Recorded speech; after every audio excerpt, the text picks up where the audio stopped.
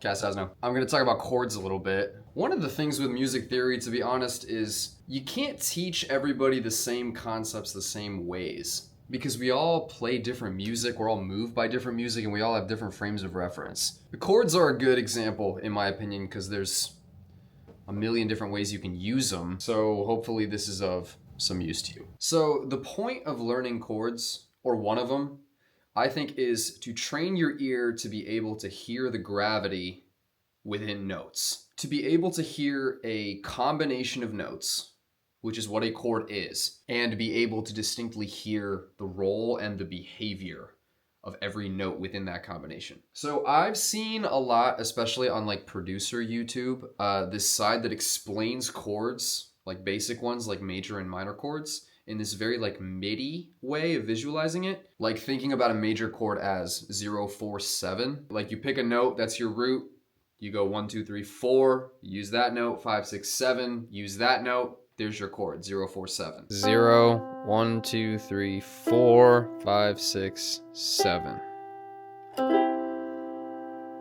And likewise, minor chord 0, 3, 7. There is a little bit more detail that I would go into that I haven't seen as much without it getting to full music theory. I'll try to keep this explanation in the language of like 0, 4, 7. So this numerical way of thinking about it, fret numbers even, that is a useful jumping off point for learning about the structures of chords. But 0, 4, 7 and 0, 3, 7 are basically just summaries of chords. They are a list of ingredients and in a way like a blueprint. So theoretically, if you had your MIDI open, you could take that same 0, 4, 7 structure, copy and paste it and drag it up and down. And yes, you would have a series of major chords on different notes. Nothing would be wrong in that regard, but you would be restricting yourself unnecessarily from the full capabilities of what chords can do. And if we're being honest, like what historically they've meant to do.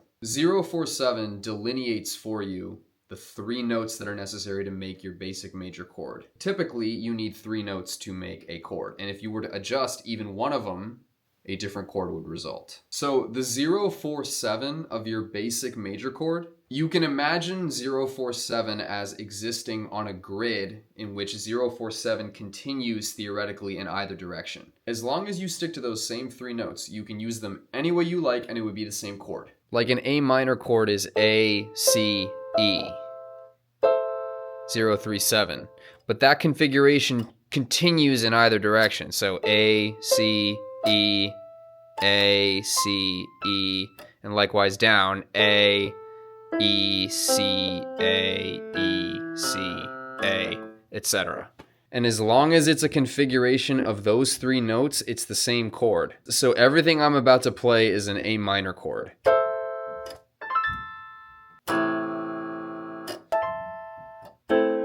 It also doesn't matter which note is on the bottom, the harmony does not change.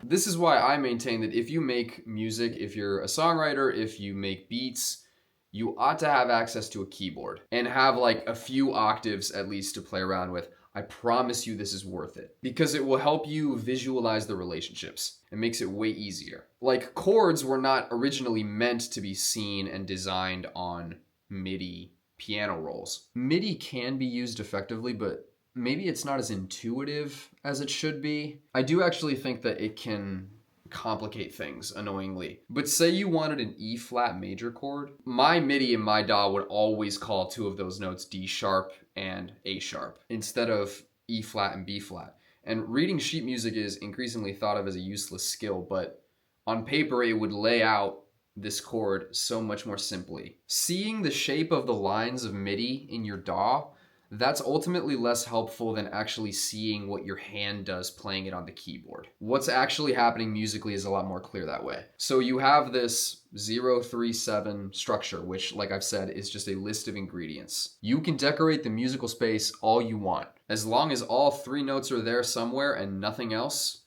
it's the same minor chord. So the note that we've been calling 0 is our root. When using chords, sometimes you're going to have a note on the bottom that is actually not your root, so not 0. It's possible to play a minor chord 3, 7, 0 and also 703. We call these inversions of the same chord because the order is inverted. Again, same chord, but you would use different inversions depending on the scenario. There are ultimately 3 options. Your 0's on the bottom, your 3's on the bottom, your 7's on the bottom. I should mention that the chord is the most stable when the 0 is on the bottom. I am going to explain this by bringing in the famous Dr. Dre beat, which illustrates chords and what they can do in the simplest, most memorable fragment that we love and have heard a million times. There are 2 basic chords in this loop, and they are both minor chords. Chords that in their simplest form you could call 0-3-7s.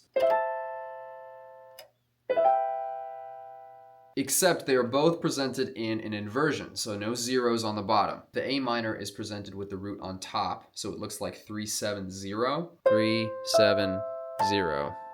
And the E minor has the 5th on the bottom, so it looks like 7-0-3. 7-0-3. These are all just nudged 3-note combinations on this theoretically endless grid of 0-3-7, 0-3-7, 0-3-7. But the specific reasons why you would use one inversion rather than another are the behavior of the notes within the chord. And like I said at the beginning, really the important thing in learning chords is to be able to hear the behavior of the individual notes, the different roles that notes have, what this note could do, what this note should do. There's always huge consequences that result depending on if a melody goes up or down. So we are so accustomed to hearing minor chords and major chords as stable musical structures that if we hear a chord which is close to a major or minor chord, say you have a stable 2 notes but a 3rd note is slightly off, we as listeners can hear and recognize that lack of stability. And likewise, when the music moves from there to regain stability, we recognize that as well. And typically, we're satisfied by it. This is what happens in still DRE with a suspension. So the first chord goes C, E, A. So an A minor with the A on top. The second chord is an E minor chord, B, E, G, with the 5th on the bottom and the 3rd on top. So from the first chord to the second chord, all 3 of these notes move downwards. Well, actually, this one stays on the same note, but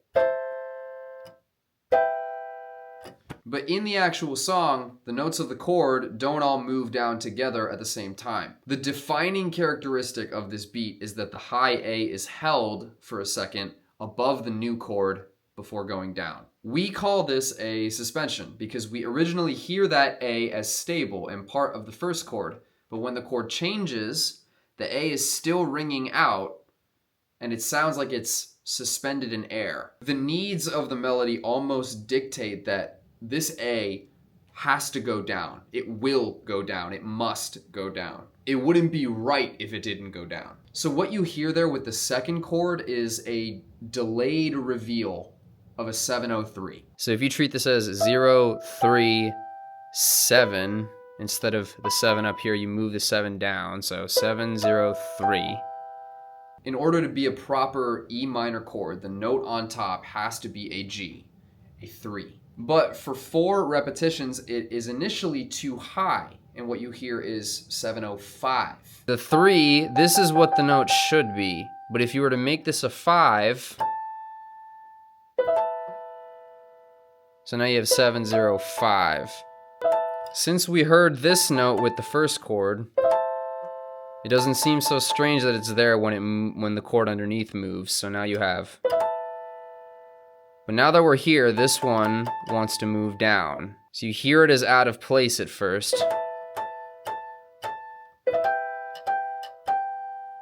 You'd call it a 5 because that note, given the context that we've already established, that note is meant to be at 3 and fill that role. The 7 and the 0, they anchor the chord and they almost force the 5 to come down and join. So this misbehavior of the high A, which is essentially wrong for a second, ironically, this is the most satisfying part of the whole beat. The whole beat works so well as a loop because there's a process that's always occurring. I guess in the song, the actual rhythm is...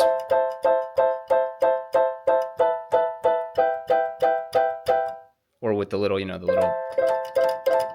that thing. You hear the top note as right until it's not, and then it moves and it's right again. The beat is completely different if you take the suspension out.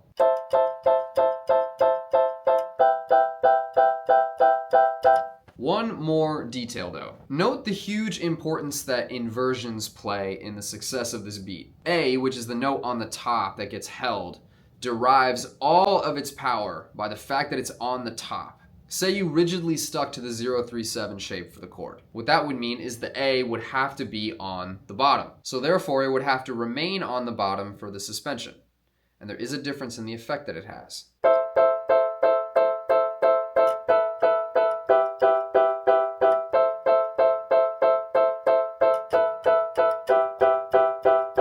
Sometimes you just have to use a different note for the bottom.